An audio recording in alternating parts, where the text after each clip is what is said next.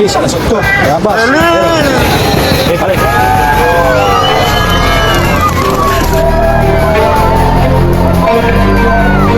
Ayun, what's up mga kanetoy? Kung iyong mapapansin, inahanda na ang sakayan ng aming mga warrior. Bagamat ako'y babati muna ng isang magandang umaga sa inyong lahat mga kanetoy. Araw ng linggo for training ng aming mga warriors sa Tayabas mga kanetoy. At dahil naghahanda kami sa mga malapit na laban. Shoutout na pala kay Boss Jason Casimbrana. Halos mapuno na nga ang lagayan ng aming mga warriors mga kanetoy. At yung sa amin na hindi pa nakakarga at marami pang darating, maya nga lamang mga medyo nahuhuli pa ng kaunti.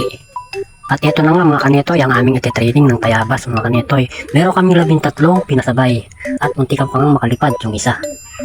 Isa-isa nga lang ang pagkakarga kaya medyo may katagalan. At sa kabilang banda naman ay meron ding nagkakarga si Sir Bricks. Shoutout po sa'yo. Sana makadulo. Makalipas ang sandaling oras ay dumating na nga itong si Idol Wapati.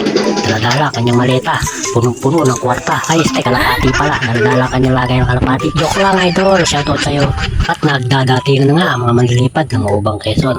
Eto na, napakaganda ng kanyang T-Box, talagang yayamanin. Ayan, mga Idol, talaga naman. Pigil! Hindi nilalang ko yan. Pigil! Hindi.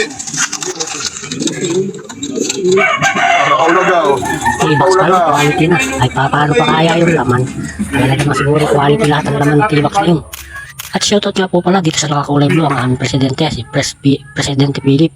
Maraming salamat po at ako'y nakasali dito sa Mauban Quezon Racing Pigeon Club.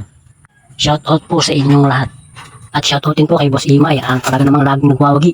At talaga namang alaga ay talaga napakagagaling. Polis, alas 8. Labas. Balik.